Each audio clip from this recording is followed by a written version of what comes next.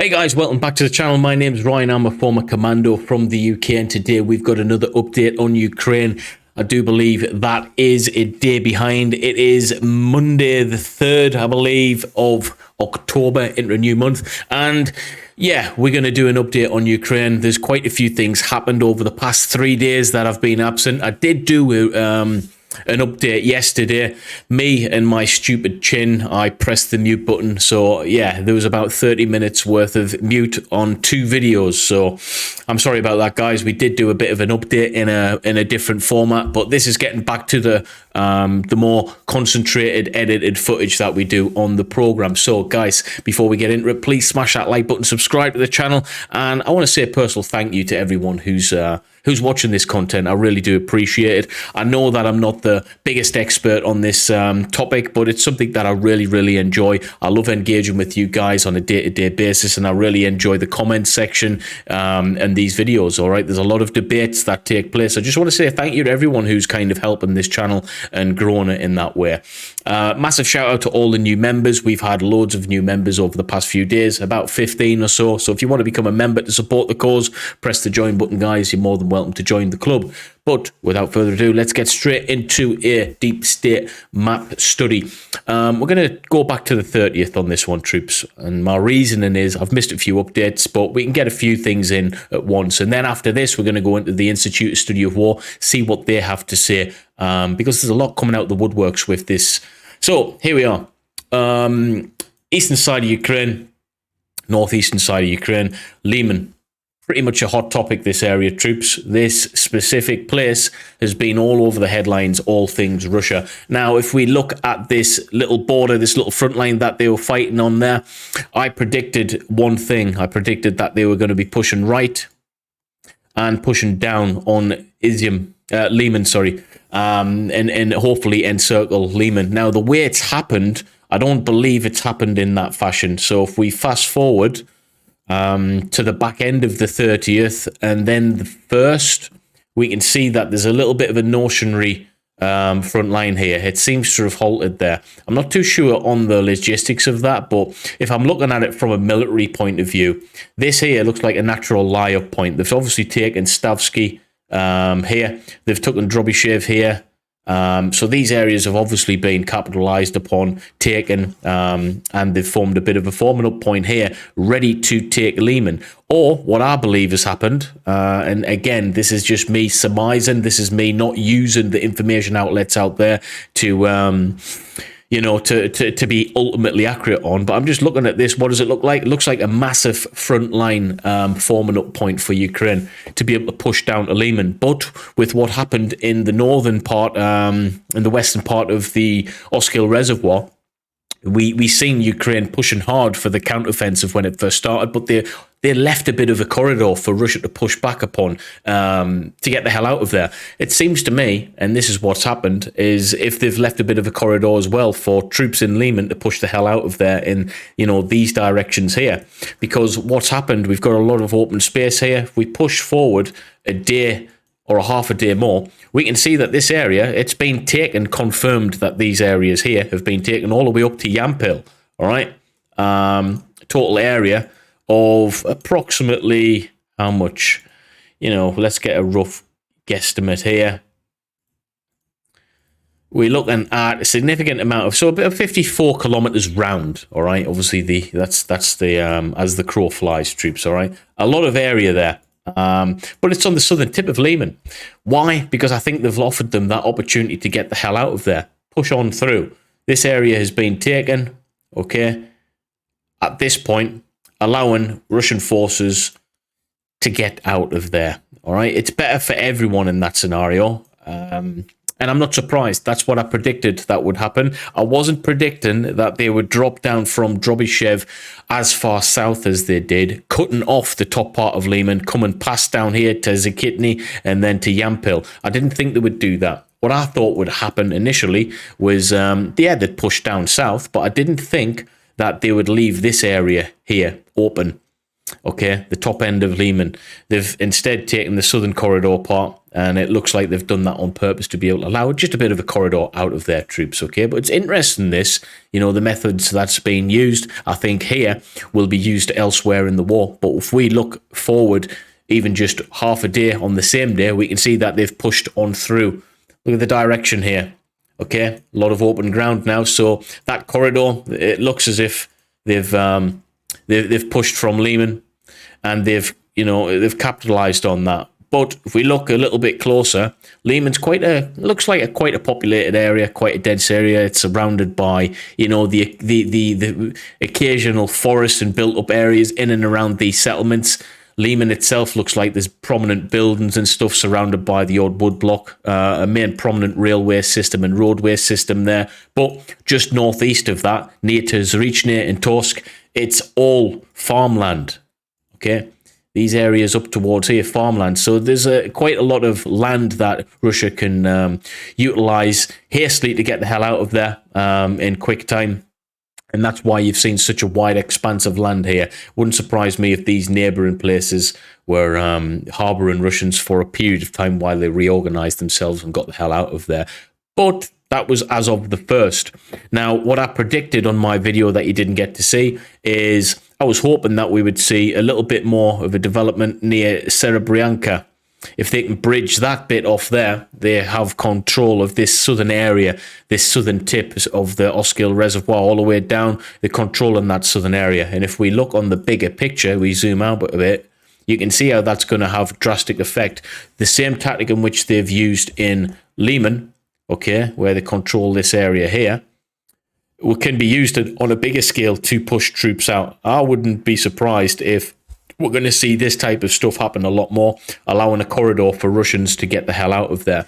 And it's just going to grow in size and stature with the same tactic in mind. Now, what's going to aid this is if Kupiansk can capitalize on their situation. It's a bit harder there. But if they could take Borova, push down, and these guys push up, meet them halfway, then they control effectively the whole east side of the Oskil Reservoir, that massive feature there, prominent feature and an important one to take as well.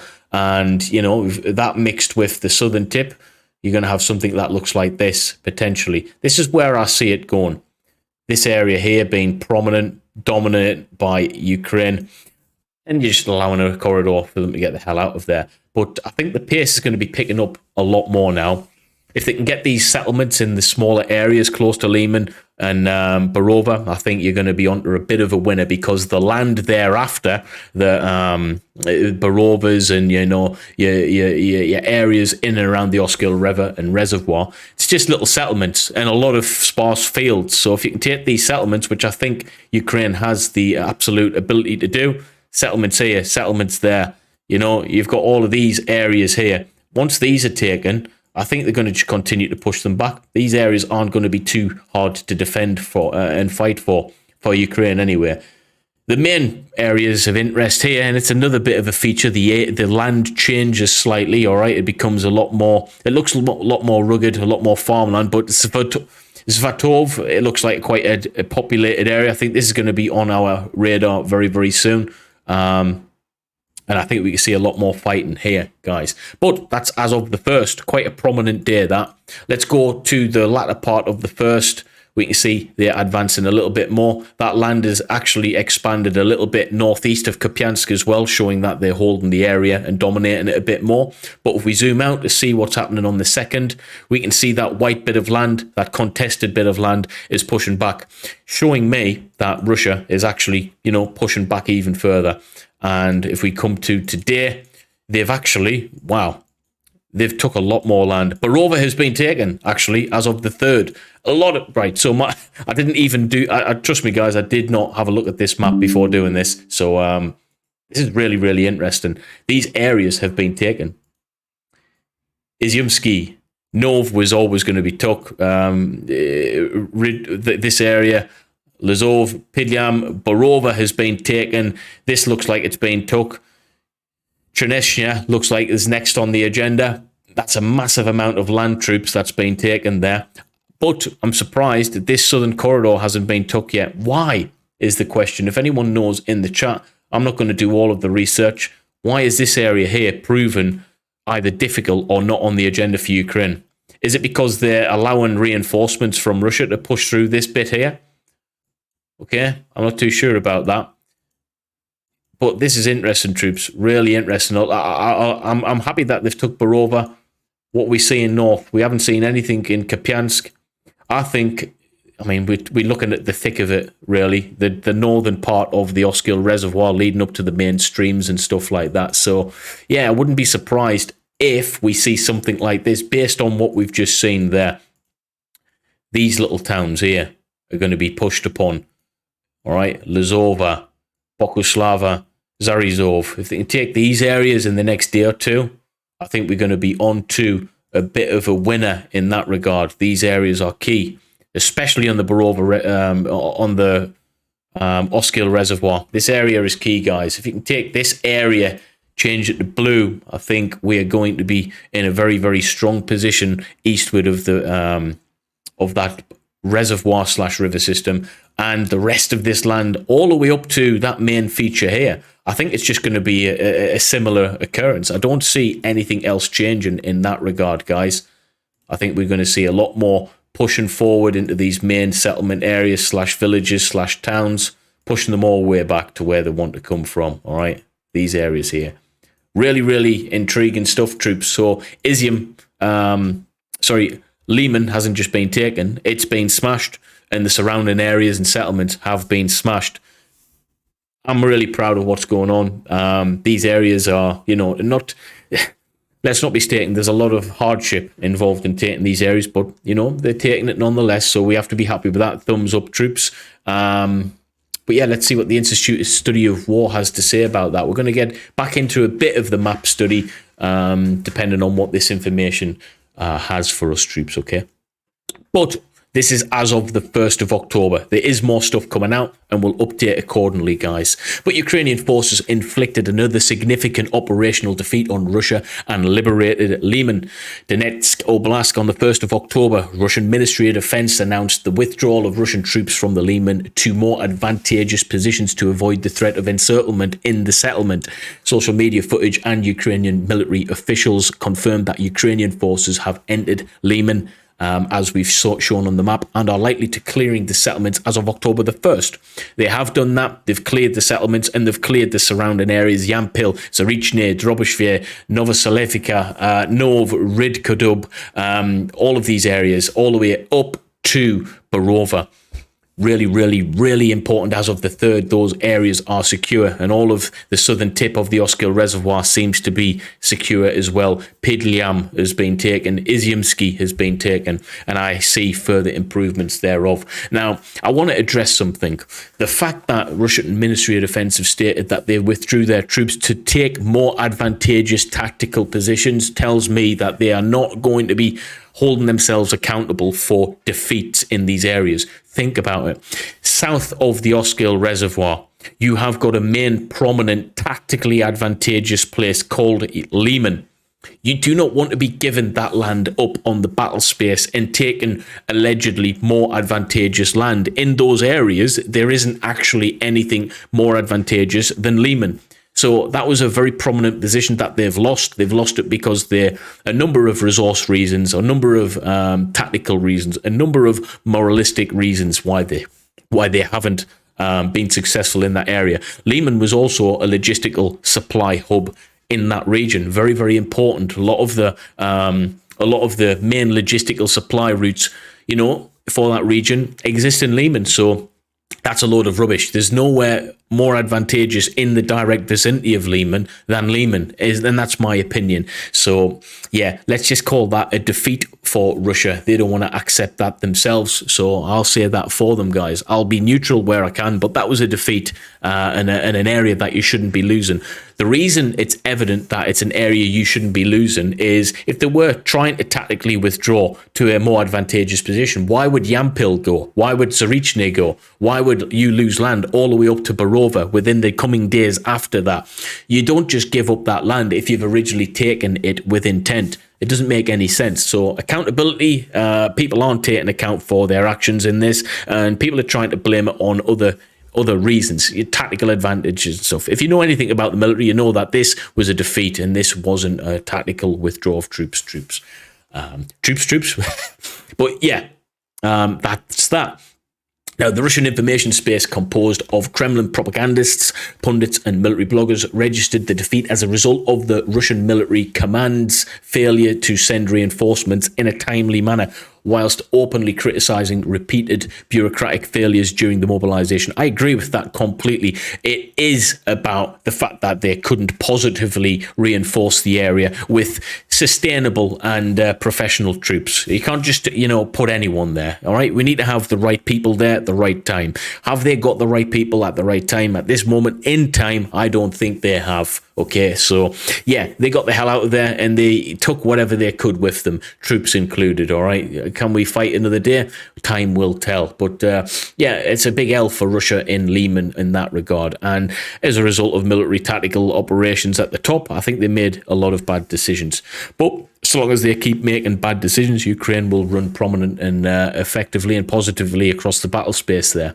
Now, Russian commentators overwhelmingly expressed their hopes that partial mobilization would generate enough force to resume offensive operations and regain the initiative. Chechen leader Ramzan Kadyrov, apparently devastated by their defeat in Lyman, called on Russia to continue the fight to liberate the 4 annexed territories with all available means, including low-yielding nuclear weapons. What do I make of that? You know my stance on nukes, and there was a lot of people talking about would it be used tactically within this war. I honestly don't think we're going to see that day. I think it's being used as a power tool politically to keep us scared in the hope that that doesn't happen. Okay, I don't think that's going to happen. So we're just going to draw a line under that right now, for me personally. Okay. Now, Kadyrov's rant is similar to the disorganized and often hyperbolic military blogger rants that call for the Kremlin to continue the war in Ukraine, and his call for the use of nuclear weapons was not representative of the disclosure within Russia's information space. Russian federal TV channels and ultra-hawkish military bloggers have often discussed Russian nuclear capabilities as part of their efforts to stoke patriotic sentiments among Russian domestic audiences, and his statement was not especially noteworthy in this context. So again, we have to take that type of information with a grain of salt. He's saying it, but does it mean anything among the people there? Does it mean it's going to get, put into action? Is there any kind of substance behind that? I don't think there is. A lot of people don't think there is. It's just words coming out of a guy's mouth, That's what I believe anyway. But feel free to comment your thoughts and feelings anyway on that matter, troops. But it's an interesting topic to say the least. Now, his call for using tactical nuclear weapons is likely consistent with his demands to continue the special military operation to bring more Ukrainian territory under Russian control. That's obvious. The Russian military is in its current state is almost certainly unable to operate as a nuclear battlefield, even though it has the necessary equipment and has historically trained its units to do so. That's important, that. The chaotic agglomeration of exhausted contract soldiers, heavily mobilized reservist conscripts, and in some cases prisoners who we're seeing, they're given their freedom after 6 months of service, otherwise they'll be classed as deserters, and mercenaries that currently compromise the Russian ground forces could not function in a nuclear environment. This is the thing that we really, really need to think about, troops. We hear the rhetoric around the nuclear warheads potentially being used, okay? Let's just look at it from the stance of could Ukraine deal with that? Probably is a lot better than what Russia would at this moment in time, based on the kit and equipment that they're being issued from the rest of the globe, the rest of the Western globe, okay? United Kingdom, France, Germany, especially the America, they're donating billions and billions over there. So I think if anyone's going to be able to cope with that, I think Ukraine would cope better, all right? So you got to understand this. If those weapon systems were used, it would hinder future operations within certain areas absolutely useless, unless you could continue to push on through with the relevant kit and equipment to operate within these areas. And it's, many people's opinion that actually Russia couldn't cope in that situation. They wouldn't be able to free up space and move effectively through the lands where nukes were used. So we need to think operationally about this. We need to think logically about it. Nuclear warheads stops everything, and does that it doesn't meet with the objectives of what Putin went to war with Ukraine for anyway. He wants to take back land, not destroy it. It's as simple as that. Now, any areas affected by Russian tactical nuclear weapons would thus be impassable for the Russians, likely precluding Russian advances. It would stop it completely. And this consideration is another factor that reduces the likelihood of Russian tactical nuclear weapons. Couldn't have said it better myself. This is why I like the Institute of Study of War. They give such good information, logical, concise information that makes sense. So people need to stop. I'm telling you now, stop thinking about the N word. It's not going to work. Nuclear weapons, it's not going to work for anyone. All right. I'm getting very animated with my hands now because I've said it enough times on this channel. Okay. Now, let's talk about Lyman. The defeat around Lyman also indicates the Russian President Vladimir Putin, who has reportedly been micromanaging Russian commanders on the ground. We see that even down to the youngest officers, micromanaging their, I don't want to even call them junior leaders, because there's no junior leaders in the Russian military rank structure. All right, non-commissioned officers do not exist. You've got guys, and then you've got officers. It's a ridiculous concept. It doesn't work. It never will work in any warfare. Okay, so why they're still doing it is beyond me.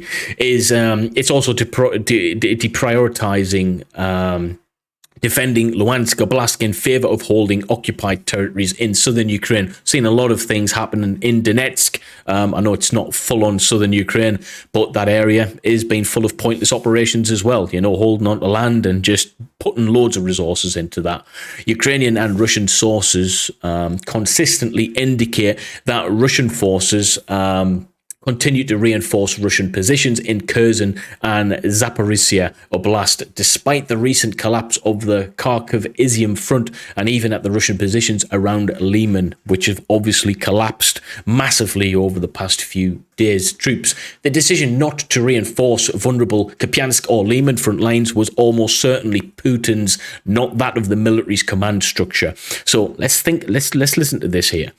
Those decisions are very highly likely that the reason Lyman and these surrounding areas was taken was as a direct result of Putin's actions, his decision making, not his military staff, his high-ranking generals.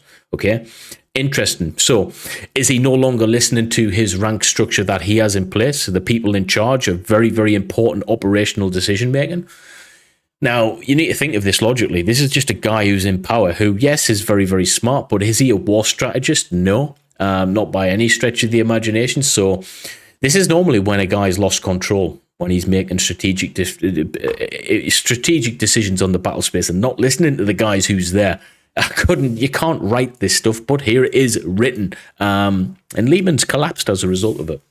Not that of the military command structure, as we've mentioned, and it suggests a lot that Putin cares far more about holding the strategic terrain, of Kherson and Zaporizhia Oblast than he does about Luhansk Oblast. So is he really bothered about Luhansk Oblast? It doesn't look like it, troops. It doesn't look like it at all. Will that appear and reveal itself in later discussions to be a massive, massive problem going forward? I think it potentially does, guys, okay? But what else we got on? Now, Russian forces conducted a failed ground attack on Kozak and Lopan in northern Kharkiv Oblast on October the 1st. So they're still trying to push troops back there, okay? And it's just not working. The Ukrainian General Staff reported that Ukrainian forces repelled a Russian ground attack of Kazaka Lopan 5 kilometers from the Kharkiv Oblast Russia border. Really interesting, that. Now, such attacks indicate that the Russian President Vladimir Putin likely retains the aim of regaining control of territory beyond the oblasts he has illegally annexed and is willing to allocate Russian military assets such to offensive actions rather than dedicating them to defending against Ukrainian counteroffensives in the Donbass region. So what's the key takeaways from what we've just said there? Well, Ukrainian forces have obviously liberated Lyman. Russia is likely setting conditions to assume legal responsibility for the Zaporizhzhia nuclear power plant. We'll talk about that in another video. Ukrainian troops are continuing to conduct counteroffensive operations in Kherson and the surrounding settings. And it looks like they're going to prepare massively for future advances. Could we see another massive counteroffensive take place in which we've seen east of Kharkiv?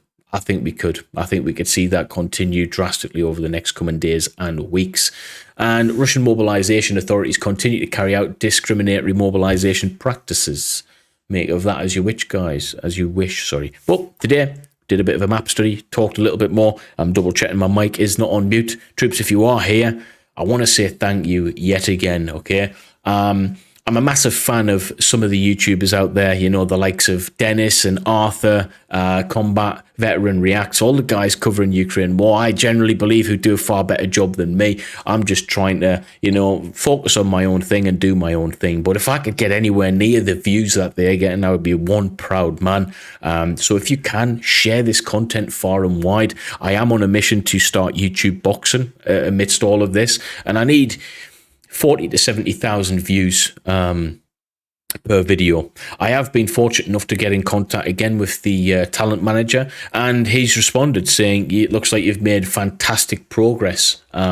So him and his partner are going to be looking out over the next month or so on my channel to see how it's continuing to do, and then they're concurrently going to be seeing if they have anything for me as a company to be able to represent me with. So it's just a waiting game now to see if the right information comes back, and if I can you know, carry on doing what I'm doing, then it's positive news. But I'm pretty confident that these numbers are continuing to grow for the right reasons. So don't be fooled in thinking that your one share on your phone to a Discord or to a website or anywhere, or to your friends or anywhere, if you can share this content, don't be fooled in thinking that it's not going to do anything, because it really does. Every time I put a video out and I get loads of shares, the views go through the roof, guys. Okay, so if you could do that for me, I'd really appreciate that, guys. But other than that, wherever you are, thank you for stopping by. And this is a positive time for Ukraine and the continuation of the counteroffensive. Thank you, guys, and have a nice day.